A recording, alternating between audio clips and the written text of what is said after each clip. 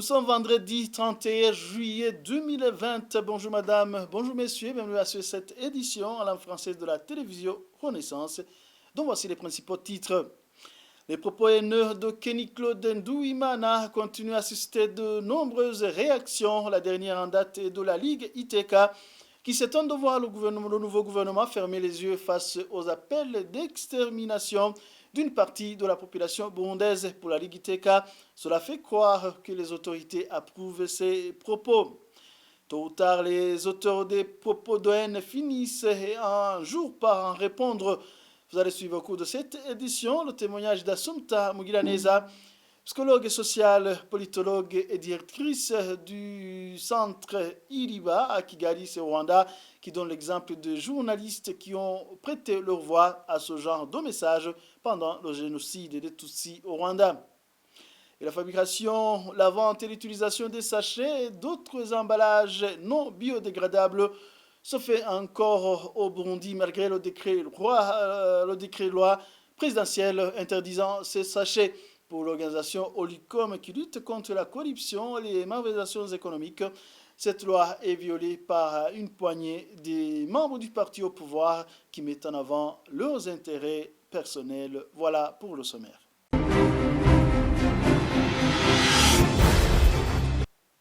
Encore une fois, bienvenue. C'est incompréhensible que le nouveau gouvernement prône l'impunité et ferme les yeux devant un certain Kenny Claude Ndouimana qui ne cesse d'attiser la haine.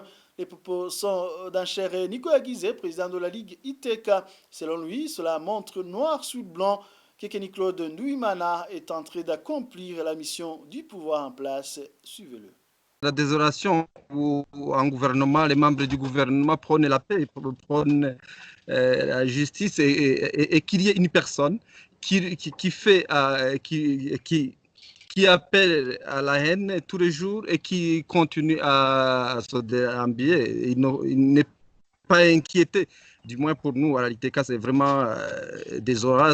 On demanderait au gouvernement du Burundi de faire tout pour arrêter cela et de rejuger pour le moment, et de l'arrêter pour qu'il ne puisse pas continuer à semer la haine. Le Burundi connaît beaucoup de défis. C'est pas le temps de se quereller, c'est pas le temps de se chamailler, donc c'est pas le temps d'appeler l'intérêt de décimer une autre. Pour nous, si on voit donc le fait qu'il n'est pas arrêté, le fait qu'il n'est pas inquiété, on se dit qu'il est mandaté par son pouvoir, qui le protège. On se demande pourquoi ces discours qui donnent un peu d'espoir, mais qui ne sont pas suivis par des actions. Parce que c'est pas vraiment concevable où un président prône la paix, mais qui voit que des gens véhiculent des messages de haine et qu'il n'est pas inquiété. Donc, on se dit que le pouvoir en place a une main cachée. Cela ne fait aucun doute. Le Conseil national de la communication est complice dans la propagation des discours de haine par Kenny Claude Ndouimana. C'est le constat de Désiré Atungimana, le rédacteur en chef de la radio Inzamba, estime aberrant que le CNC prétende ne pas savoir ce que fait celui qui se fait pourtant passer pour un journaliste dans toutes ses publications. Désiré Atungimana, qui était invité dans l'émission Club de la presse de ce vendredi, charge également la justice qui reste inerte face à cette dérive. L'émission était animée par Franck Kazé. Il n'a pas raison parce que quand quelqu'un se prend comme journaliste et quand il publie et que le CNC est informé de cette publication, il est de son devoir d'arrêter ces publications. Parce que, surtout que ce sont des publications qui incitent les gens à la haine ethnique. Et à ce moment, le CNC a l'obligation d'arrêter ce journal, de convoquer cet individu qui se dit journaliste. Parce que s'il se dit journaliste et que le CNC ne reconnaît pas ce journaliste, il y a un hic. Parce que le CNC ne peut pas accepter que quelqu'un s'octroie le nom de journaliste alors qu'il ne l'est pas. À ce moment, il est convoqué, on discute et on arrête sa publication. Parce que le CNC a ce droit. Parce qu'il joue la régulation. Le droit ou le devoir. Oui. Alors, je ne vois pas comment un individu qui se trouve sur le Burundi, mettons même de côté le CNC, Mettons de côté le CNC et prenons le cadre juridique. La justice. La justice. Oui, Par exemple, le ministère public peut arrêter n'importe qui quand il est en dehors de la loi. De faire l'autosaisine. Même si il n'y a pas quelqu'un qui a plaidé pour que tel ou tel soit arrêté ou qu'il a commis une infraction quelconque, le ministère public a ce rôle. Il devrait arrêter cette personne qui sème la haine ethnique dans un pays qui a été victime de cette haine ethnique depuis longtemps. Pouvez-vous croire que le CNC et la justice ne font rien parce que justement, ils n'avaient jamais entendu parler de Kenny Claude Ndoimana? Non. Pourquoi vous l'avez entendu? Pourquoi vous avez vu ces publications? Est-ce que le CNC n'a pas Le CNC est un organe qui a des services qui contrôlent tout ce qui est publié sur le Burundi. Absolument. Oui. Alors, comment est-ce que le CNC n'a pas vu ces publications? Impossible. Il y a une complicité, et je peux dire ça, il y a une complicité du CNC, parce que peut-être que ce qu'il dit est dicté de quelque part. Vous voulez dire comme d'habitude d'en haut? Oui, parce que ce n'est pas pour la première fois que des gens au Burundi diffusent des messages de haine et qui ne sont pas inquiétés. Il y a des gens, je ne me rappelle pas de son nom, mais on a traité ça, il est passé dans des médias. Le militaire, le colonel... Il y en a beaucoup d'exemples qui font de telles choses, mais qui ne s'inquiètent pas. Alors, quand une personne se comporte comme Kenny Claude, quand une personne se comporte comme il veut dans un pays de droit, c'est-à-dire qu'il y a une complicité, sinon il serait arrêté. Tôt ou tard, les auteurs des propos de haine finissent un jour par en répondre. Elle en parle, l'expérience. Assumpta Mugiraneza, psychologue sociale, politologue et directrice du centre Iriba à Kigali, au Rwanda, donne l'exemple de journalistes qui ont prêté leur voix à ce genre de message pendant le génocide des Tutsis au Rwanda. Elle était également invitée dans l'émission Club de la Presse. J'ai envie plus peut-être de parler du Rwanda dans la mesure où on est à côté du pays jumeau, le Burundi. Au Rwanda, on a profité de la libéralisation de l'espace média pour que les gens déversent des choses incroyables. Et on peut parler par exemple d'Ongese Hassani, qui était le responsable. Alors, tantôt il était rédacteur en chef, tantôt, enfin bref, le responsable de ce journal Kangura. Kangura, ça veut dire réveille-le. C'est le fameux journal qui avait dicté les 10 commandements du Hutu Power. Et, il a beaucoup fait pour désacraliser la parole, pour désacraliser le respect que chacun peut ressentir envers l'autre, pour banaliser la haine. Et il est allé dans des extrémités difficilement soutenables. Personnellement, quand j'avais vu ce qu'il écrivait en 93, j'avais dit, un Rwandais ne peut pas faire ça. Dans mon entendement, ce n'était pas possible. Pourtant, ça a été certainement la même réaction quand vous avez vu ce que Kenny Claude Ndoimana écrit et dit. Aujourd'hui, je suis devenue allergique à ces... Je n'ose pas dire le mot. Je ne supporte plus d'entendre ces gens exhiber ce qu'il y a de plus puant au fond de l'être humain. Surtout que quand j'ai vu, tout de suite, j'ai reconnu. Et je voulais dire que ce type, Ngeze, quand il est arrivé à Arusha devant le tribunal pénal international pour le Rwanda, bien sûr, il voulait prétendre qu'il voulait informer, puis qu'il était manipulé. Laissez-moi dire un mot sur la RTLM.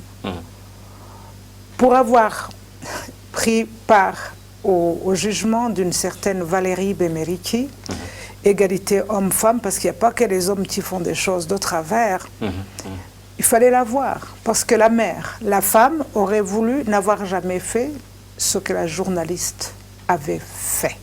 Mais en même temps, il n'est pas possible de séparer les responsabilités criminelles et la personne. Elle aurait tout donné pour ne pas entrer en prison. Elle a vendu, je dirais, une deuxième fois son âme pour ne pas aller en prison. Donc, on n'a pas besoin d'aller chercher loin. Elle est encore aujourd'hui en prison. On peut peut-être recréer, je ne sais pas. Je crois que c'est ce qui manque aussi, c'est que les gens sont jugés, ils sont enfermés, et peut-être qu'on devrait offrir les médias du génocide à ce jeune homme. Peut-être qu'on devrait travailler un peu plus pour voir qu'est-ce qui se passe. On peut chanter la haine, mais on finit par en répondre. Le journal poursuit. Les habitants des sites de déplacés internes et les réfugiés en Tanzanie sont sous pression. Le pouvoir de Gitega veut à tout prix qu'ils retournent chez eux. Une attitude qui vise à montrer un semblant de normalisation du pays aux yeux de la communauté internationale, selon Innocent Mozi.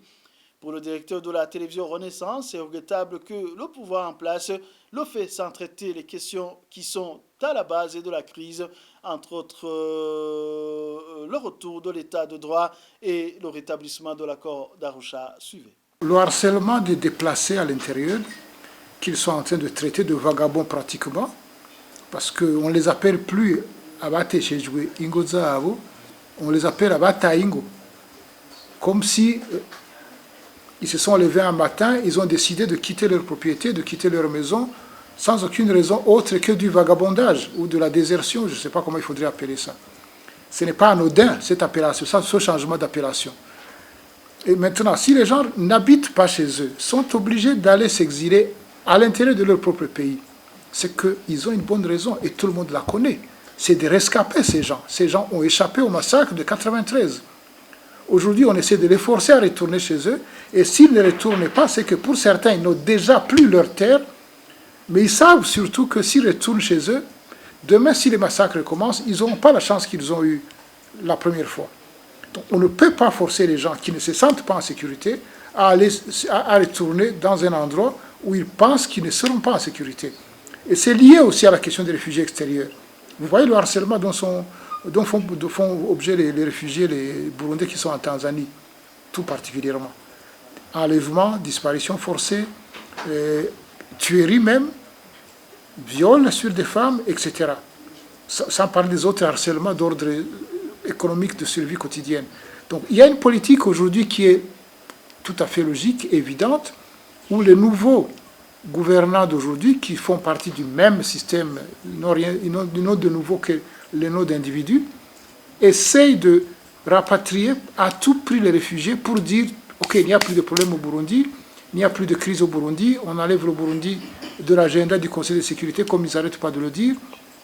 Le Burundi est normalisé, donc circuler, il n'y a plus rien à voir. » Donc c'est une logique très précise qui vise à essayer de donner un semblant de normalisation du pays par tous les moyens possibles, avec la complicité de certaines autorités en Tanzanie notamment, mais également au niveau intérieur, forcer les déplacés à retourner chez eux, comme ça, on dirait qu'il n'y a plus de problème au Burundi. Donc ce n'est pas étonnant, ce n'est pas étonnant comme politique, ça pourrait avoir une logique, sauf qu'ils essaient de normaliser sans traiter les questions qui sont à la base de la non-normalité au Burundi, qui sont à la base de la crise, c'est-à-dire rétablir les gens dans leurs droits, rétablir l'accord que le Burundi avait signé entre eux, l'accord d'Arusha, sécuriser les citoyens, remettre en marche une justice digne de son nom.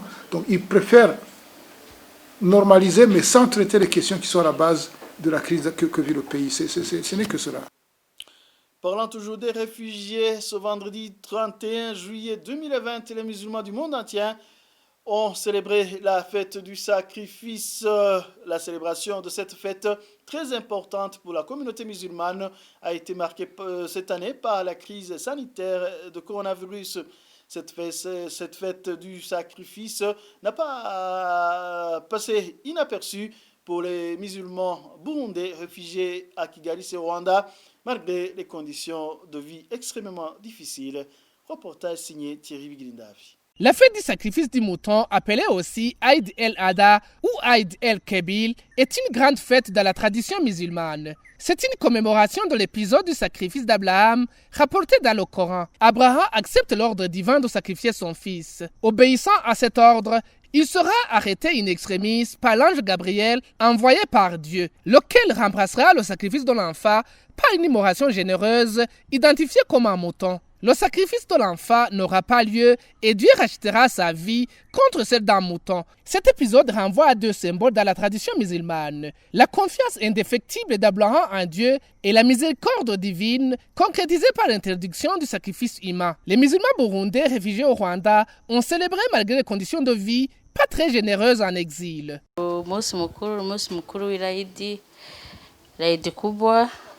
La fête d'aujourd'hui est la fête de l'Eid, que l'on appelle la grande fête. Nous sacrifions un mouton pour ceux qui ont les moyens, une chèvre ou encore une vache.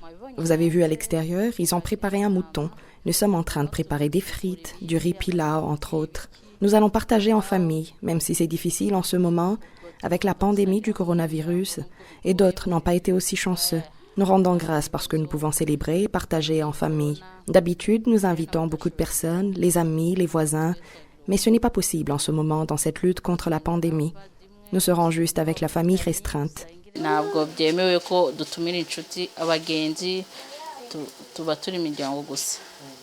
Dans les différentes familles des réfugiés burundais fidèles de l'islam, la pandémie de coronavirus à laquelle le monde entier fait face n'a pas anéanti la culture de partage légendaire des musulmans. La charité musulmane s'est adaptée aux mesures prises pour la lutte contre la propagation du virus.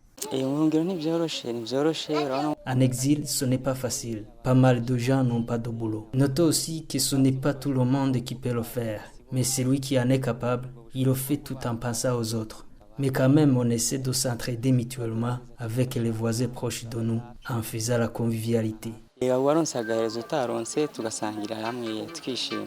Cette année, la plupart des musulmans ont célébré en famille. Les rassemblements de masse à la mosquée pour la prière n'ont pas eu lieu comme à l'accoutumée. Même le pèlerinage à la Mecque, un des 5 piliers de l'islam, n'a pu être accessible que pour une minorité de fidèles.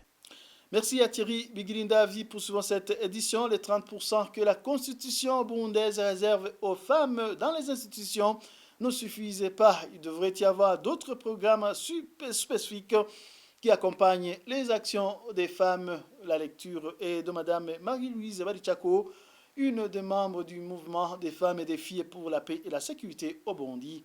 Suivez ici ses explications. Nous constatons un effort qui a été fait, mais un effort insuffisant, qui a été fait de satisfaire aux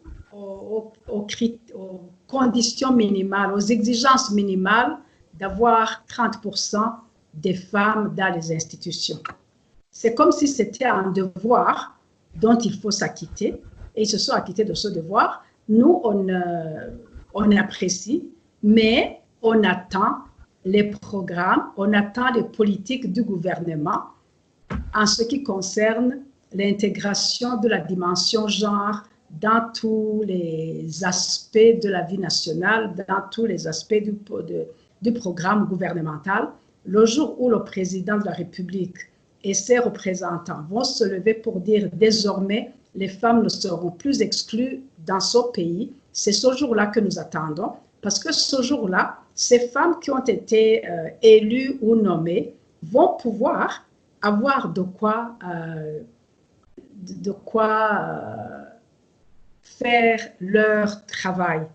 Parce qu'aujourd'hui, sans la politique, sans les programmes, vous pouvez être nommé, mais vous ne changerez rien.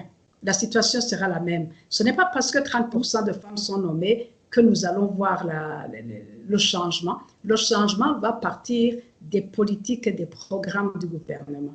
Donc, le gouvernement n'a pas encore fait tout ce qu'il doit faire. Nous attendons. On ne peut pas évaluer aujourd'hui le premier jour.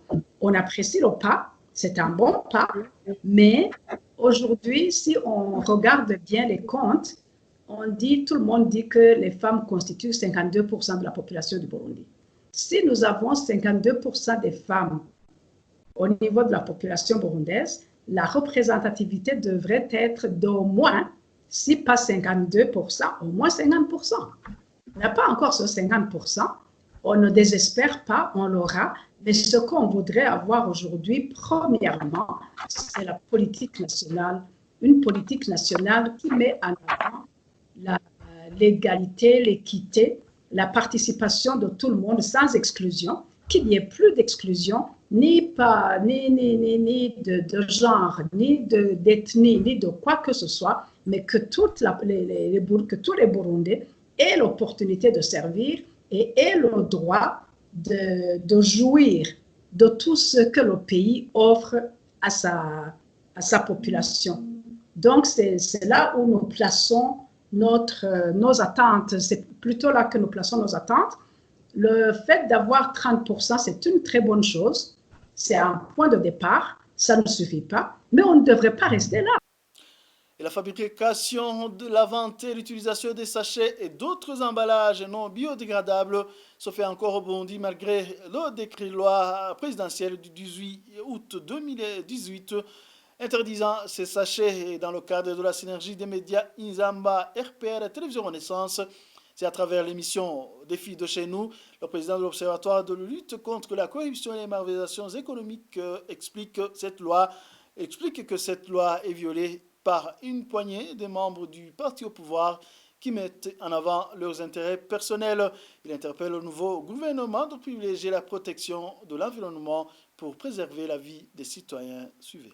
Il y a plus de 6 mois, le décret est déjà en vigueur, mais malheureusement, le décret n'est pas en train d'être appliqué.